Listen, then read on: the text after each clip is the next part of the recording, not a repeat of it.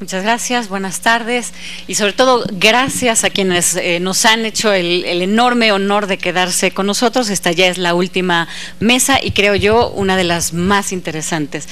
Hemos hablado un poco de cómo llevar a cabo este debate tan importante sobre hacia dónde vamos en la reforma penal y hemos decidido que vamos a hacer una pequeña exposición, sobre todo de quienes no han hablado todavía, y después de eso vamos a abrir un debate entre los expertos en reforma penal para culminar con algunas preguntas de ustedes. Entonces, en primer lugar, me voy a permitir presentarles más formalmente a Laida Negrete, quien es abogada por el ITAM, maestra en Derecho y en Política Pública por la Universidad de California en Berkeley y candidata a doctora en Política Pública por esta misma universidad. Ella en los últimos 14 años se ha dedicado a estudiar el sistema de justicia y seguridad pública en México y sobre todo a comunicar las deficiencias de este sistema. Ella en 2012 fue nominada para el US State Secretary International Women of Courage Award, que es un premio que se institucionalizó en 2007 por el Departamento de Estado norteamericano para honrar, para premiar a las mujeres que se han distinguido por su valor y liderazgo en la defensa de los derechos humanos, equidad y progreso social. Ella, como casi todos sabemos, produjo el documental de Presunto Culpable, que expone las deficiencias del sistema de justicia penal y que todavía hoy se distingue por ser el documental mexicano que tiene el récord en taquilla. Es el documental más visto. Laida también fue investigadora del CIDE, donde participó en la fundación del Departamento de Estudios Jurídicos y en sus experiencias profesionales previas al interior del sistema de justicia fue secretaria de juzgado, parte del equipo de un ministro, el ministro Cosío, si no mal recuerda, y con ello pues ha nutrido enormemente su investigación. Laida actualmente es coordinadora del proyecto de calidad de justicia, de la justicia de México en México Evalúa, que es junto con SIDAC la otra organización de la sociedad civil que estudia de manera muy puntual lo que sucede en la justicia penal en México. Adelante, Laida. Gracias. Muchas gracias. Pues miren, yo venía preparada para el debate, pero sí se me ocurrieron algunas ideas a lo largo de las presentaciones que quiero compartirles y que voy a ir lanzando preguntas, a lo mejor para que contestamos o las contestamos o incluso recuperar preguntas del auditorio. Le agradezco al Instituto Belisario Domínguez la invitación, me parece un tema fundamental, porque la parte de la evaluación nos va a decir verdaderamente si estamos en el curso de una reforma o no estamos en el curso de una reforma. Me encanta que sea un enfoque empírico, ¿no? Muchas veces nos concentramos en las partes de los diseños legislativos y hay esta distancia entre las leyes y lo que pasa, y entonces poderlo ver hoy fue muy importante. Hago un reconocimiento al trabajo de SIDAC, que recientemente se publicó, que como saben, ustedes lo tienen aquí, Hallazgos 2015. Creo que es un excelente trabajo que además no solapa, y eso es bien importante, porque todos los que hemos querido una reforma, a veces caemos en la tentación de decir, ya viene la reforma, en cambio, SIDAC está poniendo la lupa en las partes que faltan, en la crítica, y eso es muy constructivo. Creo que también la Universidad de San Diego ha sido fundamental para evaluar. Me encantan los enfoques. Quien estuvo aquí antes se darán cuenta que SIDAC tiene un análisis muy holístico en términos de legislación, planeación, infraestructura. La Universidad de San Diego tiene un enfoque en percepción de operadores. Les quiero adelantar que México Evalúa tenemos un enfoque en percepción de ciudadanos. Alguien preguntaba hace rato, ¿cómo poner al ciudadano con más poder en este sistema? Y creo que es generando indicadores, dando validez a los indicadores, donde los ciudadanos evalúan a la justicia. Es decir, ¿va a cambiar este sistema la experiencia de los usuarios? ¿Sí o no? Y entonces hay que irles a preguntar, y ese sería un indicador muy importante. No nada más cuánto gastamos, no nada más si fue más rápido, pero se sintió la persona mejor defendida, se sintió la persona mejor tratada en agencia de Ministerio Público. Y si no, como que me cuesta trabajo pensar que valió la pena una reforma que no haya cambiado esas experiencias de los ciudadanos. Bien, muy rápidamente, ¿cuánto tiempo me decías? Como 5 minutitos, pero en 1 minuto. En problemas de fondo que veíamos en el CIDE antes de iniciar la reforma: corrupción y falta de capacidad de investigación. Esos eran los problemas de fondo, y creímos que una de las formas de hacer cambios o atender esos problemas es generar nuevos sistemas de reglas o generar sistemas de gestión al interior de las instituciones. No son excluyentes, pero el sistema acusatorio es eso, es un nuevo sistema de reglas para generar nuevas señales, nuevos premios, nuevos castigos.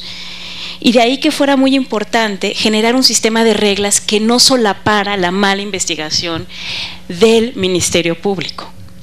Eso es el origen, no porque creamos que una ley, que una disposición debe de ser de tal o cual forma, sino porque esa disposición genera conductas observables. Y nos dio mucha tristeza que realmente desde el inicio, y hay que reconocerlo, esta es una reforma basada en el miedo. O sea, la logramos, pero había tanto miedo de los operadores, es que, ¿cómo me vas a poner en un sistema acusatorio si no sé investigar? Ah, pues es que queremos estas reglas para que aprendas a investigar. No, pero es que no puedo. Entonces ahí se fueron metiendo la prisión preventiva oficiosa, que para el ciudadano común que la entiende es una prisión preventiva automática, nada más porque te digan que cometiste tal delito y no otro, y generalmente un delito complejo o un delito violento, te vas a la prisión preventiva automática y ya no tienen que probarte nada. Y entonces el Ministerio Público está feliz y la policía está feliz, porque con una mala investigación logra la sanción desde el principio, desde el día 1. No tiene que ir a probar nada, no tiene que ir a debatir nada, no tiene que ir a contradecir nada. Ahí está. Bueno, esa prisión preventiva oficiosa ha sido un fantasma en esta reforma, y lo malo es que nos hizo hacer una reforma que, como les digo, es basada en el miedo, pero es una reforma a medias. Entonces, cuando estamos evaluando la reforma, ¿qué estamos evaluando? ¿La mitad del viejo sistema que le quedó? ¿O la mitad del nuevo sistema que se estaba haciendo? Y eso hay que tenerlo muy claro, porque hay que seguir con una visión muy clara de cómo es el ideal. Y cuando sale hoy una caricatura en el periódico Reforma, sale así como un Frankenstein siendo nuevo sistema de justicia penal y dejando ir al delincuente y atormentando a la víctima. Ah, mira cómo se ve. Bueno, yo estoy de acuerdo, sí es un Frankenstein, pero es exactamente el mismo sistema que teníamos antes, que también dejaba ir al delincuente y también atormentaba a la víctima. Entonces, hay que tener, yo creo que esta sutileza de que cuando evaluamos, no estamos evaluando el sistema de reglas ideal.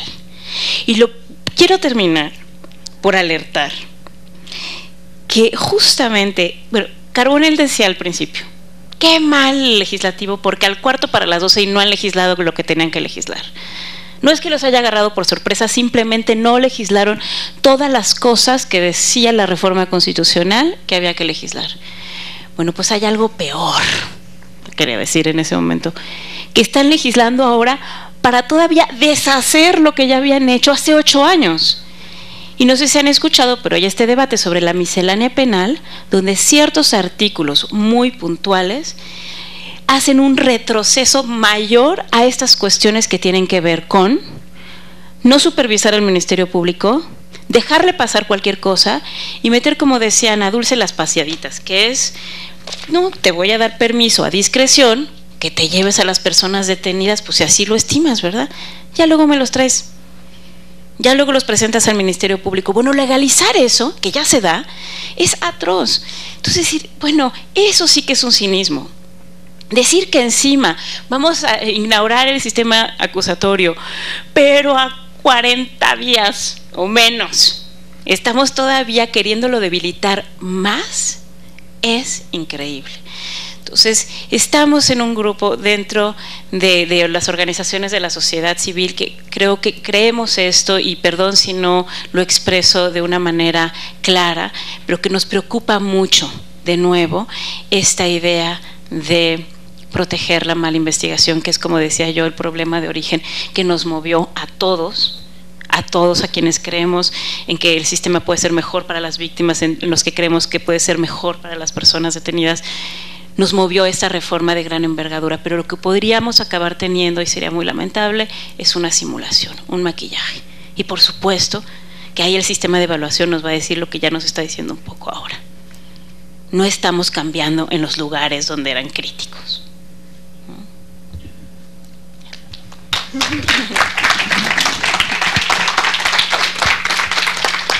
Gracias, Laida, muchas gracias. Pues esto fue para empezar a abrir boca y bien, pues como también se ha dicho insistentemente, el maestro Carlos Galindo es quien ha tenido la iniciativa de organizar este evento, y quiero presentárselos. Él tiene un Research Master por el Max Planck Institute for Demography Research de Alemania. Es maestro en demografía por el Colegio de México, Colmex, y es actuario matemático por la UNAM. Ha colaborado en diversas instituciones del sector público, entre otras como asesor del subsecretario de Población, Migración y Asuntos Religiosos de la Secretaría de Gobernación, y también ha dirigido y participado en múltiples proyectos de consultoría para empresas privadas. Actualmente es investigador adscrito al área de Derechos Humanos, Seguridad y Justicia del Instituto Belisario Domínguez del Senado de la República.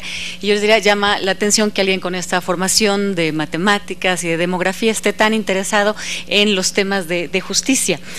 Adelante, Carlos. Sí, así como Alberto confesó que invitamos a Mariana Morera porque admiramos su trabajo, yo voy a confesar que invitamos a Laida porque admiramos su trabajo también. Cuando estamos viendo temas de pobreza, migración y empezaron los asesinatos a los migrantes de manera pues reiterada y que aparecían en los medios de comunicación, es justo porque empezamos a ver nosotros desde antes, porque estábamos analizando cruces fronterizos entre Guatemala y México, mucho antes de la tragedia de San Fernando, y es cuando surge el documental de Laida Negrete. Y me imagino que aquí todos lo hemos visto. Para quien no lo haya visto, no hay otro documental más que ver de este país. Si no han visto ese, vean primero ese, después vean el que quieran.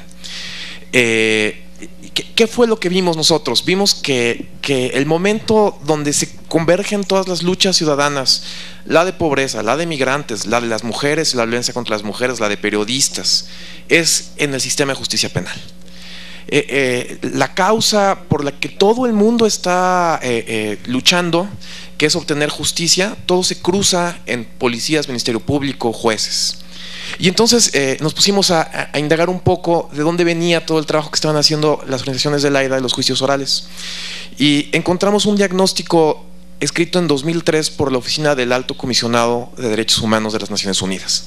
Y este diagnóstico sobre la situación de los derechos humanos en México planteaba un mapa de ruta para hacer una transformación integral de la justicia en México. Y se los vengo a platicar un poquito rápido para darles idea de la importancia que tiene esto y dónde converge. Este diagnóstico sobre los derechos humanos en México del año 2003, es decir, mucho antes que empezara la ola de violencia en México, lo que decía es: para proteger los derechos humanos en México hay que implementar un sistema acusatorio. Un eje, el primer eje de protección para los derechos es la justicia penal, y lo que hay que hacer con la justicia es transformarla profundamente para implementar un sistema de justicia acusatorio. Pero ojo, este sistema de justicia visto de manera grande tiene diversos componentes, entre otros el sistema de justicia para adolescentes, entre otros el sistema de los reclusorios, el sistema penitenciario en México. Y así como decía, este diagnóstico también avisaba que había que acotar la justicia militar, y lo que decía es que había que entender el sistema de justicia mexicano desde una versión global y ver cómo funciona la justicia militar con el sistema penitenciario, con los adolescentes, con las fiscalías especiales que están trabajando para poder proteger mejor los derechos. Nada más para darles un ejemplo, desde 2003 se estaba discutiendo que había que unificar en el Poder Judicial los tribunales laborales, administrativos, agrarios y militares. Se estaba hablando que para hacer que esto funcionara de manera integral y atender los problemas en México, Había que trabajar en la procuración y la impartición de justicia y también en la desaparición forzada y crímenes del pasado. Había que luchar contra la tortura y ejecuciones extrajudiciales, y explicaba por qué un sistema acusatorio ayudaba a luchar en contra de la tortura y este tipo de ejecuciones. Cuando uno empieza a ver cómo engranan los mecanismos de la justicia, uno se da cuenta que este es como el núcleo central, y cómo atender la lucha de la desaparición forzada en México tiene que ver con cómo investigan los policías y cómo investiga el MP. Y esto de que no se lleven a las víctimas por más de 72 horas, que se presenten de manera inmediata ante un juez, no dar este espacio discrecional para que ocurran violaciones a los derechos.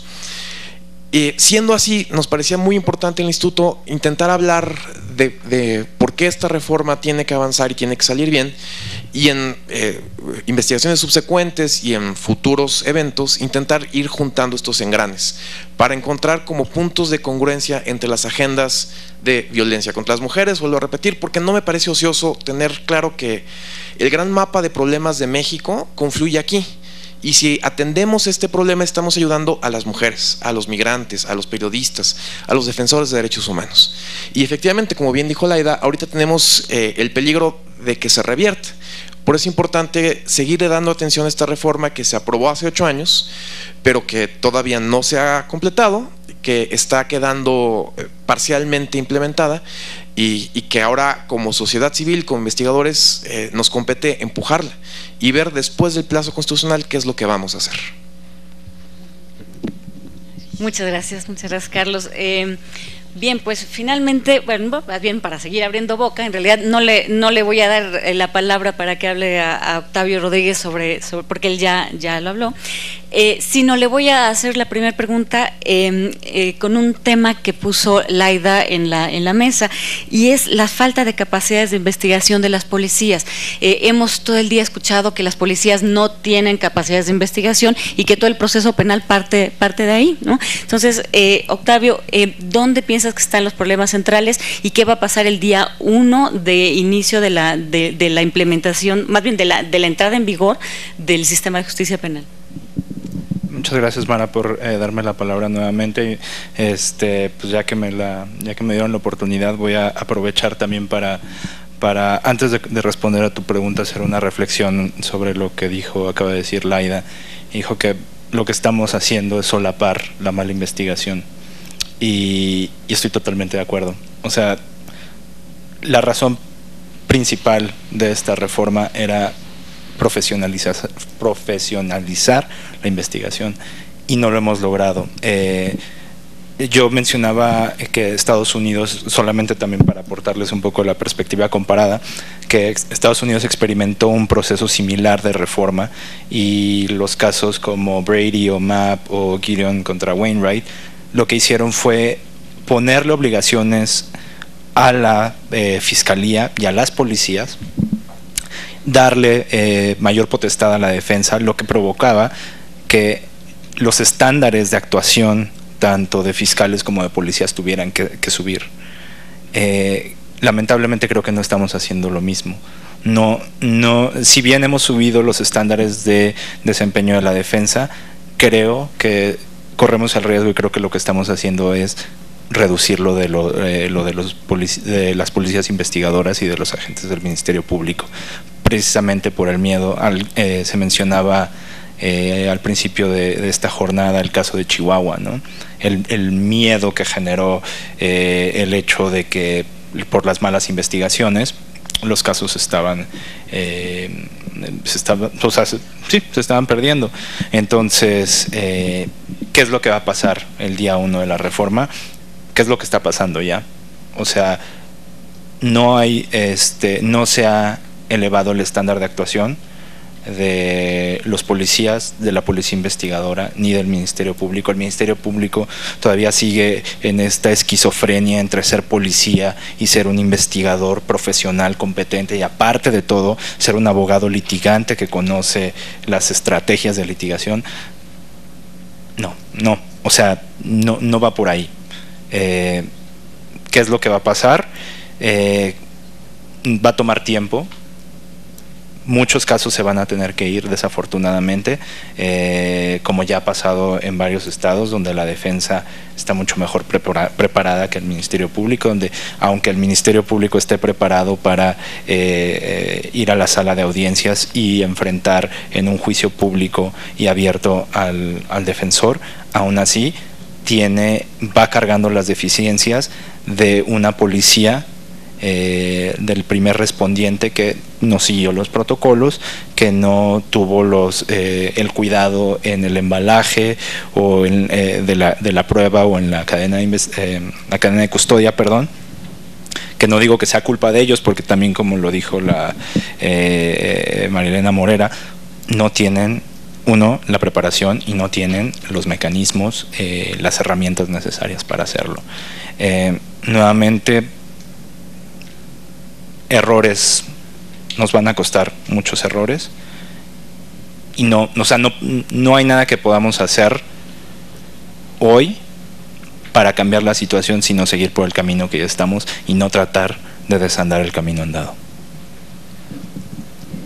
Laida, ¿tú qué piensas? ¿Cómo va a ser el día 1 de inicio de vigencia del sistema de acusatorio? ¿Cómo lo imaginas? ¿Qué va a suceder ese día? Suponiendo, claro, que no se apruebe la miscelánea penal, ¿verdad? Que yo espero que no, porque además no estamos en periodo de sesiones, pero suponiendo que eso no se apruebe, ¿cómo va a ser ese día 1 y qué sigue adelante?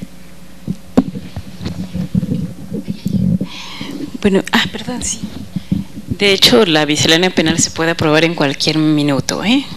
Esténse atentos porque no está formalmente todavía declarado el periodo extraordinario de sesiones ni los temas, pero ya se está colando. Puede ser cualquier momento, mañana. No hay predictibilidad, ni hay transparencia al respecto, y lo pueden meter. Y yo quiero adelantarles que para la sesión de preguntas, si es que las va a haber, yo les voy a hacer las preguntas. ¿Qué piensan ustedes?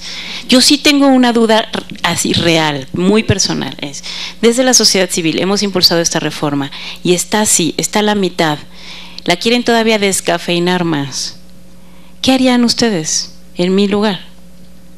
¿Se oponen? Así de no pasará, esto es una farsa, simulación. O dicen, bueno, vamos a ir incrementando, es un primer paso, va mejorando. Yo lo que creo que va a pasar el día después de la reforma, cuando los transitorios nos alcancen, que me encanta ese título, es que va a estar todo igual que antes, pero cualquier cosa que no nos guste se lo vamos a atribuir al nuevo sistema. O sea, las prácticas no van a cambiar sustancialmente, no han cambiado sustancialmente para muy poquitos casos, y vamos a necesitar un análisis más fino. Mi impresión es que hemos mejorado para el delito menor, o sea, construimos todo ese sistema para el delito menor. El delito menor, con más digno, con contradicción sobre los 150 pesos que se robaron en el mercado, audiencia preliminar, juicio oral, hay todo. Pero para los delitos complejos y eso no. Entonces, bueno, pero yo lo que siento es que vamos a hacer el chivo expiatorio. O sea, de hecho la reforma va a ser el chivo expiatorio. Cualquier cosa que no nos guste, de hecho ya pasa ahora. O sea, en el nuevo sistema dejó libre a tal, y era un caso del viejo sistema. ¿Cómo? Entonces creo que no va a cambiar mucho, pero la percepción sí. Y eso es un costo, y es un costo para seguir avanzando en la reforma, porque lo que no nos gusta es decir, la reforma tenía más costos que beneficios. Claro, y te quiero andar un poco más en esta misma pregunta. El doctor Carbonell puso justamente, yo creo que el dedo en la llaga al decirnos, el ciudadano no va a entender qué es lo que pasa con el sistema, ¿no? ¿Tú qué piensas, Laida? Yo creo que es posible. Me gustaría oír su opinión. O sea, desde sus ámbitos, si se quedaron aquí a la hora de la comida es porque saben. Octavio, me decías que te preocupaba especialmente el tratamiento a la víctima y supongo las violaciones a derechos humanos. ¿Qué piensas? ¿Qué te preocupa? ¿Cómo ves en el día 37, contado a partir de hoy, qué va a pasar? Bueno, también sumándome a lo que dijo Laida, creo que va siendo momento de escucharles a ustedes también, así que no me voy a tomar mucho tiempo en decir mi reflexión al respecto del sistema de víctimas en México, que a mí me parece un gran acierto.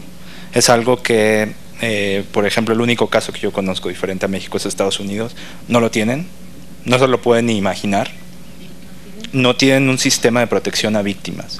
No hay un sistema de protección como tal, como se tiene, no tiene la figura del asesor de la víctima. Es inconcebible, ¿no? Su sistema no lo pueden ver. ¿Por qué?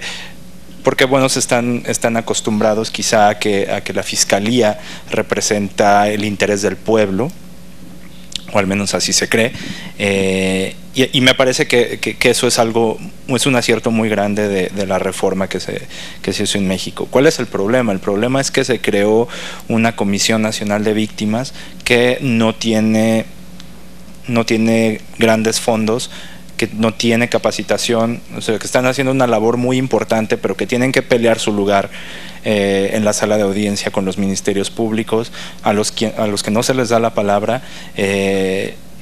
Yo los conozco, han participado como invitados en nuestros cursos de capacitación, totalmente como invitados, sin tener que aportar nada. Tienen mucha capacidad, tienen muchas ganas, pero tienen que luchar día a día con esta serie de obstáculos que el mismo sistema, que las inercias del sistema les va dejando en el camino y que no está ayudando a quitar. Entonces, bueno, solamente quería dejarles con esa reflexión. Interesante cuando nos comparamos con nuestros vecinos del norte, quienes siempre vemos mejor preparados, con instituciones fuertes, y lo cierto es que de verdad, Octavio, resulta muy interesante ver cómo ellos tuvieron la misma problemática, mejoraron muchas cosas y aún así tienen retos adelante, ¿no? Creo que eso nos da un poquito de esperanza de que nuestro sistema al final mejore, siempre y cuando nosotros, quienes estamos interesados en el tema, no dejemos de poner el dedo sobre el renglón, ¿verdad? Les quiero pedir que vayan preparando sus preguntas. Como han escuchado, los panelistas pues están muy interesados en escuchar lo que ustedes piensan. Quisiera decir algo, Carlos, antes de abrir boca, y pusiste sobre el renglón pues los retos que tiene el sistema penitenciario, del que se ha hablado poco en estas mesas anteriores, y la justicia de adolescentes. Así es, pero más bien como provocación para el público. Hace 2 días estábamos discutiendo con varios amigos y decían, bueno, es que esto tiene que ir avanzando porque es como la inercia internacional, el promover los derechos. Y la verdad es que en México eso no es nada claro, por lo menos desde mi perspectiva. Desde mi perspectiva yo sí veo que hay riesgos de retroceder, de ir hacia atrás y de echar para atrás la reforma. En un foro hace unos días fui a un evento y decía un académico, se buscaba con el nuevo sistema acusatorio reducir la prisión preventiva. Y lo que estamos viendo es que no se ha reducido.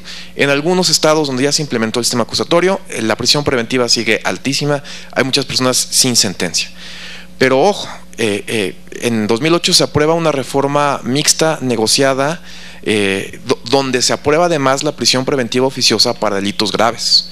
Entonces, a la par que se aprueba el sistema acusatorio, se aprueba la prisión preventiva automática contra un chorro de delitos.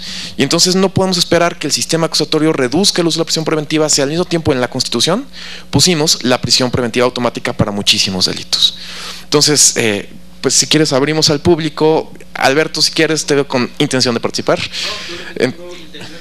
Bien, gracias. Aquí les voy a pedir, bueno, si nos dan su nombre y si vienen de alguna institución, si nos mencionan la institución de la que vienen.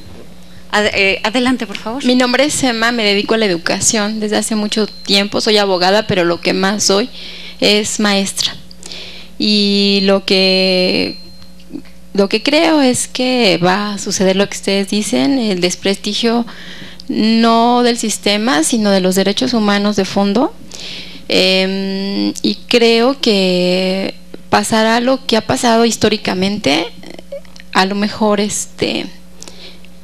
un poquito más al principio, pero lo que sí sé es lo que va a pasar conmigo. O sea, en la trinchera en la que trabajo es generar un modelo de calidad. ¿En dónde trabajas, Emma? En educación policial justamente, ¿no? Entonces, en desarticular esta simulación de la CETEC, ¿no? Con todo respeto, hay capacitación, pero ¿cómo es? y la capacitación tiene que tener la misma característica que el sistema, debe ser transparente. Debemos saber qué están aprendiendo y cómo se los estamos mostrando, ¿no? Porque también la capacitación es la entrada a la legitimación de la impunidad y de las malas prácticas, que es lo que está pasando, y además está pasando de manera transparente también, porque cualquiera de nosotros, de nosotras, podemos ver en este momento, abrir la plataforma de CETEC y comprobar que no es necesario que esperar a que la miscelánea fiscal se apruebe. En este momento los policías tienen línea, incluso no nada más de darle una paseadita al imputado, sino llevar a los testigos ante la oficina de la policía, ni siquiera ante el Ministerio Público, y está escrito en la CETEC, y es en un video en donde suscribe María de los Ángeles Fromo, ¿no? Y otros servidores públicos que creo que no se han dado cuenta de lo que dice ese video. Entonces es algo grave, y yo creo que lo que va a pasar conmigo es que tendré que seguir trabajando en un esquema todavía más pertinente, ¿no? Así es, así es. Me piden la palabra de este lado, si nos pueden hacer favor de acercar el micrófono de este otro lado. Si hay alguien más, levante la mano, por favor. Gracias. Buenas tardes, mi nombre es Gabriela, soy estudiante de Derecho de la Facultad de Estudios Superiores Aragón, de la UNAM. Estoy en cuarto semestre. Me surgen varias dudas en cuanto a todo lo que están comentando. Es evidente que no, aún con el nuevo sistema penal acusatorio, no se asegura completamente la transparencia que se supone que es lo que se busca. Perdón. En cuanto a lo que comentaba la maestra, Laida Negrete. Claro, perdón, Laida Negrete.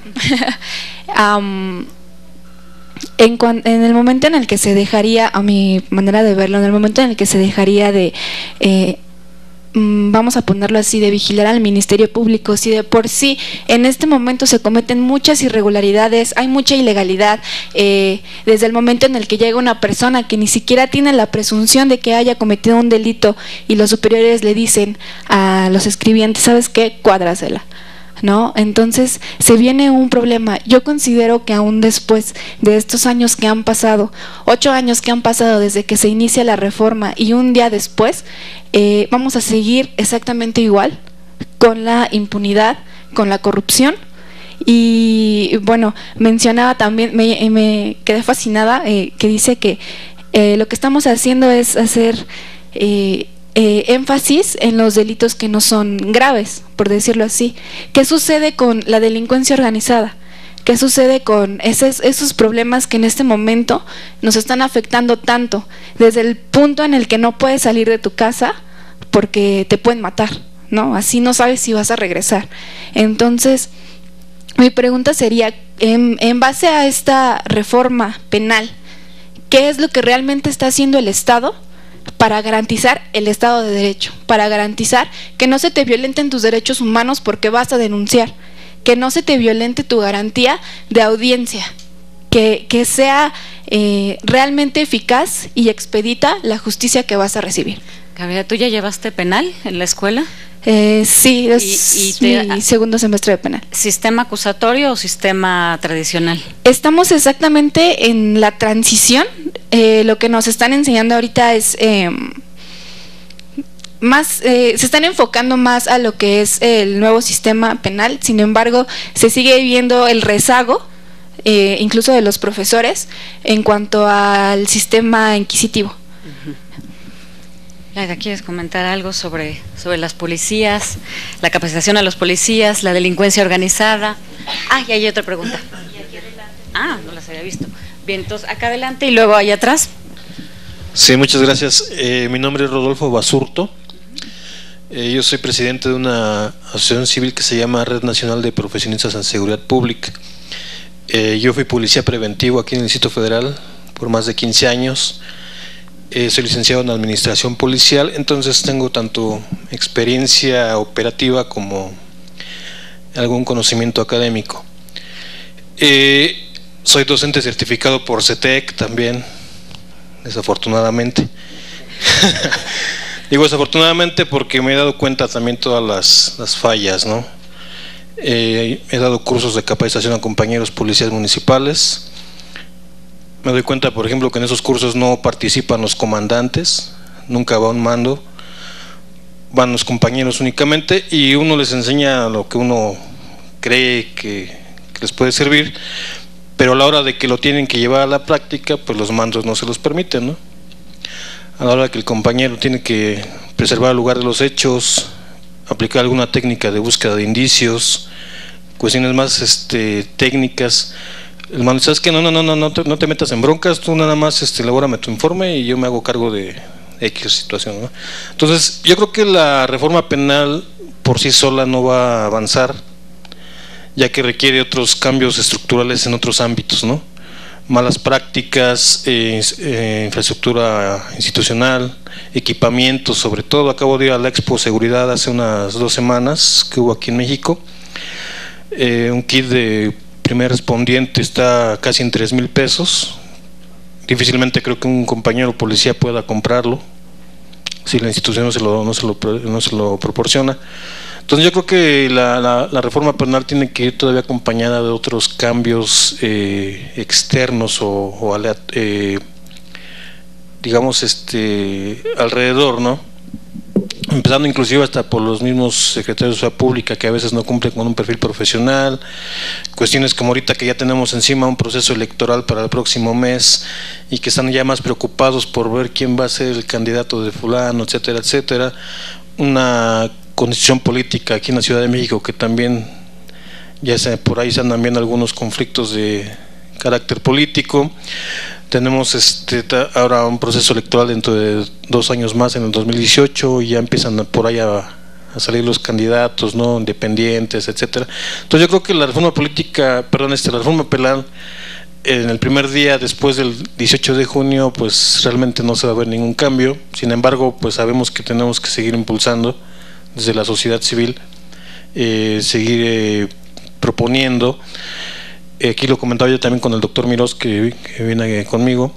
Nosotros nos hemos dado cuenta dentro de la capacitación, inclusive se ha dejado fuera lo que es al sistema penitenciario, ¿no? Los compañeros que son custodios, que también tienen que funcionar como primeros respondientes ante un delito que se comete al interior de un reclusorio, no tienen un protocolo para ellos, no tienen que estar aplicando un protocolo de policías. Entonces ahí también se empiezan a meter en ese tipo de cosas y tienen un obstáculo. Seguridad privada, por ejemplo, que también es una función auxiliar de la seguridad pública, no cuenta tampoco con un respaldo, digamos, jurídico en ese aspecto, no les dan capacitación en ese sentido. Y bueno, un sinfín de situaciones que se van a ir dando poco a poco, y yo creo que vamos a ser testigos de cómo van a ir saliendo todas esas lagunas, ¿no? Todos esos cuestiones que no se tomaron en cuenta desde un principio. Entonces yo creo que el sistema o la reforma penal se va a tener que ir retroalimentando todavía más y va a tener que irse construyendo poco a poco.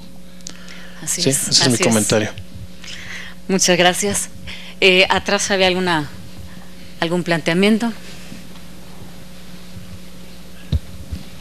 Gracias. Buenas tardes, mi nombre es Isaí Beltrán, soy abogado. Sí, ¿se puede acercar por favor el micrófono? Perdón, está bien. Le comentaba que soy abogado y mi cuestionamiento es más o menos en el sentido y también dirigido a nuestro catedrático que viene de San Diego.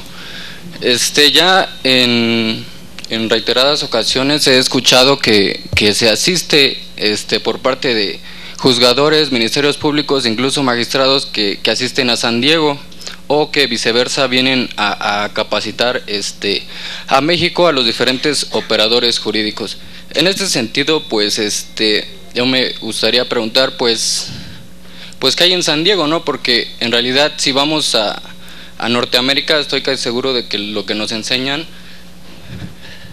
pues son técnicas de litigio para jurado, ¿no? Y estamos en un sistema acusatorio mexicano en el que visualizamos la vinculación a proceso y a contrario del sistema sajón, pues no prevé una vinculación a proceso.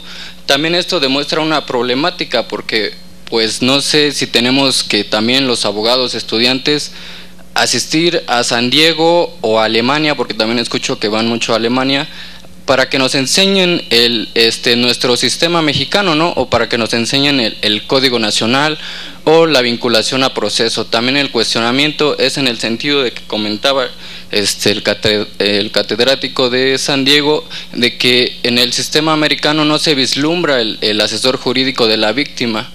Desde su perspectiva, esto también me gustaría su opinión, si esto presenta un claro desacierto en la fiscalía, ya que, como él bien dijo, pues allá la fiscalía es el máximo órgano protector de derechos humanos. Entonces, aquí ¿qué pasa, no?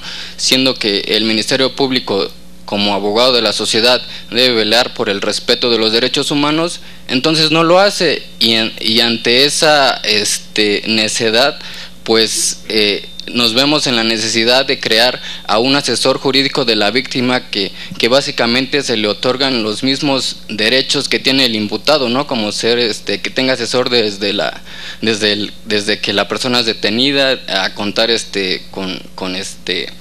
con diversas derechos que se le confieren a la víctima en el mismo sentido que se le confieren al imputado, ¿no? Entonces, en ese sentido son más que nada mis cuestionamientos, y muchas gracias. Muy bien, muchas gracias. Bien, pues ya la última pregunta, ¿vale? Pregunta, comentario, y ya con esto vamos a ir concluyendo esta mesa. Buenas tardes, mi nombre es Fernanda Sigüenza, vengo del Instituto Mexicano de la Juventud. Y mi cuestionamiento es muy concreto. Quisiera conocer su opinión acerca del sistema de justicia penal para adolescentes. Esto. Excelente, muchas gracias. Bien, pues muchas gracias por sus comentarios. Verdaderamente creo que hacía falta esta nueva retroalimentación, aunque en el día han habido cosas. Es muy interesante no solo hablar nosotros, sino escucharlos. Le voy a dar la palabra en el orden inverso, si les parece bien, a que hablaron, para terminar con un comentario final.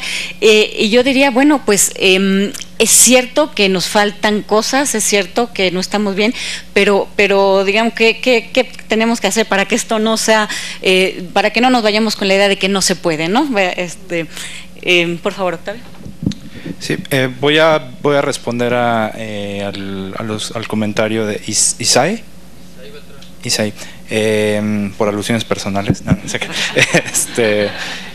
¿qué hay en San Diego? Es una buena pregunta. Desde hace muchos años, varias instituciones, no solamente mi universidad, la Universidad de San Diego, otras instituciones académicas se han encargado de generar programas de capacitación en materia de litigio oral adversarial, cuando todavía ni en México era una realidad. O sea, empezaron en Chile, en Guatemala, Colombia, etcétera, etcétera. Nosotros nos enfocamos casi en su totalidad en México, precisamente por el enfoque de nuestro programa. Pero me parece que es una pregunta muy pertinente la que haces, y nosotros queremos siempre aclararlo el primer día de nuestras capacitaciones. Nosotros no venimos a enseñar derecho penal, nosotros no venimos a enseñar el Código Nacional, nosotros no venimos a darles un curso de juicios orales. Nosotros lo poco que hacemos es hacer talleres en donde se desarrollan técnicas de litigación que pueden ser aplicadas en un sistema de jurados o en un sistema de jueces. Efectivamente nos hemos topado con el problema de quienes, sobre todo en un principio cuando se iniciaban las capacitaciones y traíamos profesores de Estados Unidos, pues llegaban asumiendo que iban a capacitar a gente para llevar un juicio de jurados. Obviamente se fue depurando esa gente. Recuerdo mucho lo que dijo Miguel Carbonell en la mañana, ¿no? De que traían a las grandes personalidades y se daban cuenta que pues simplemente era una realidad totalmente distinta en la que operaban. En este caso pasa de manera similar. Lo que nos hemos encargado es enfocarnos simplemente en las habilidades que requiere un abogado para estar en una sala de audiencia llevando un juicio, y esto quiere decir cómo se interroga, cómo se estructura una pregunta en el interrogatorio y en el contrainterrogatorio, cómo se debe estructurar un alegato de apertura, cómo preparar tu teoría del caso, etcétera, etcétera. Eso es lo que nosotros hacemos. Yo creo que eso es el detalle que la experiencia de muchos años operando dentro de un sistema oral adversarial deja y que podemos compartir, pero obviamente no pretendemos enseñar derecho penal, ni mucho menos. Y finalmente haces la pregunta de pues la víctima, ¿no? Que yo sigo diciendo que fue un gran acierto de esta reforma. Yo creo que en Estados Unidos no estaría nada mal que se pensara en una asesoría de la víctima. Yo creo que eso es uno de los puntos que debemos resaltar. Si es que queremos que esta reforma prospere, que se consolide, como decía Mara, no irnos con la idea de que todo está mal. Sí podemos quedarnos con algunas cosas. Yo creo que sería todo el esquema de protección a la víctima, pero sí es darnos cuenta de que el andamiaje legislativo no es suficiente, y se tiene que destinar obviamente los recursos y el apoyo necesario para que una institución como tal pueda dar buenos resultados. Sí. Gracias. Carlos Galindo, por favor. Sí, intentaré ser breve justamente para darle el cierre a Laida y voy a contestar tu pregunta. Hiciste una pregunta entre retórica y entre no retórica. Preguntaste qué puede hacer el Estado por nosotros, qué puede hacer el Estado contra el crimen, qué puede hacer. Ahora que tenemos un invitado de Estados Unidos, yo creo que aquí aplica la frase famosa de JFK, no es qué puede hacer el Estado por nosotros. La gran pregunta aquí es qué podemos hacer nosotros por nuestros derechos. Y no lo digo de manera como demagogo. No lo digo queriendo decir que es que la culpa es del ciudadano porque se pasa el alto. Lo digo porque la historia de la reforma, no sé si se la están enseñando en las escuelas, la historia de la reforma demuestra que el Estado no la quería hacer. Demuestra que fue necesaria el empuje de muchísimas organizaciones civiles. Salieron estudios, salieron análisis, salieron documentales. Se tardaron años en promover esta masa crítica de la sociedad civil que empujara la reforma, y lograron llegar a una reforma en 2008 negociada, donde se contrapuntea el sistema acusatorio defensor de derechos contra el régimen de excepción de delincuencia organizada, donde está el arraigo, donde está esto de la prisión preventiva oficiosa y todo esto. Entonces, la gran pregunta ahorita es ¿qué va a prevalecer? Y lo que va a prevalecer es lo que impulsemos más. Entonces, ahorita por eso la pregunta es ¿qué podemos hacer nosotros como académicos, como estudiantes, como comunicólogos, como periodistas para empujar un sistema defensor de los derechos? Que nos dé la garantía de que si eres víctima te trate bien el sistema, de que verdaderamente agarren al culpable y no al chavito de la calle que le crean el delito, y cómo hacemos eso para adelante. Y la parte positiva que ahorita preguntaba Mara, ¿con qué nos quedamos que sea positivo para seguir adelante? Es que ya tenemos la demostración de que el empuje de la sociedad civil sí sirvió. Tan sirvió que se logró una reforma constitucional donde se metió todo el nuevo sistema acusatorio. Y justamente por eso invitamos a Laida y queríamos que Laida cerrara este evento, porque a ella le tocó toda la historia de la reforma. Desde antes, empujarla con estudios académicos del CIDE, con encuestas, con documentales. Entonces queríamos que cerraras el evento. Y ahora con indicadores de nuevo. Regreso a ellos. Es cierto, y vine de Aguafiestas a decir que estaba todo mal. No es cierto. Yo creo que para recuperar la nota positiva, lo que me dan los datos es que hay una enorme variación. Y eso quiere decir que no todo está bien ni todo está mal. O sea, hay esos lugares de mejora. Y están en los indicadores de CIDAC, y están en los indicadores de San Diego, y están en los indicadores que vienen prontamente de México Evalúa. Hay enormes variaciones. Y las autoridades se están desempeñando de forma distinta. Entonces, creo que la lección es tener visiones claras desde la ciudadanía y empujarlas. Y creo que la parte de movilización, por más que se crea que no, ¿cómo voy a yo influir? Yo les invito a que se inscriban a Twitter, a que estemos comunicados por Facebook, pero sobre todo en Twitter ahorita es muy clave, específicamente los abogados como que tendemos a no entrarle, pero esto de la contrarreforma penal les pido que le demos un seguimiento, que demos esa batallita, porque se fue dando este sistema a punta de negociaciones y de consensos bien difíciles. Pero ya este lugar que me parece tan dramático, que a los 5 minutos antes le den un revés, como a lo mejor defender eso, tomémoslo como un experimento. A ver, ¿podemos los ciudadanos pararlo?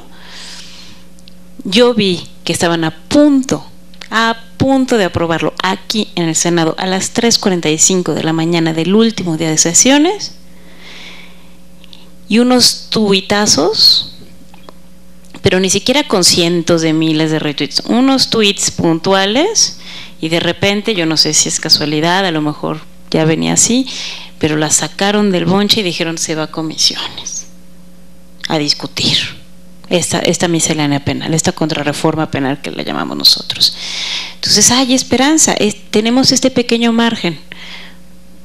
Si ustedes creen en esto, si ustedes creen en que hay que ponerle estándares a la policía, que no hay que tener paseaditas de la policía a los detenidos, que no queremos prisiones preventivas automáticas, que en realidad se vuelven, ¿sabes?, que ni siquiera para delitos de delincuencia organizada, es para delito cualquiera que se estime cometidos por medios violentos, que como decía Ana Dulce es muy amplio, y se acaba volviendo como un arraigo de 2 años, ¿sabes? Ni te defiendes, te meto al bote, y hasta 2 años. Y si te defiendes por tortura, se suspende y hasta más. Indefinido, es terrible. Entonces, bueno, demos esta batalla, les pido que estemos comunicados y que desde nuestras experiencias, como lo decían a ustedes ahorita, ¿no? Esto es una simulación, aquí falta en el sistema penitenciario, generemos ese discurso desde la ciudadanía, yo creo que va a ser muy positivo. Muchas gracias Laida, muchas gracias Carlos, muchas gracias Octavio, muchas gracias a todos ustedes por haberse quedado aquí con nosotros, por asistir a este evento. A nombre del Senado de la República y del Instituto Belisario Domínguez, pues damos ya por terminado este evento y les damos un muy cordial agradecimiento por haber estado aquí con nosotros. Gracias.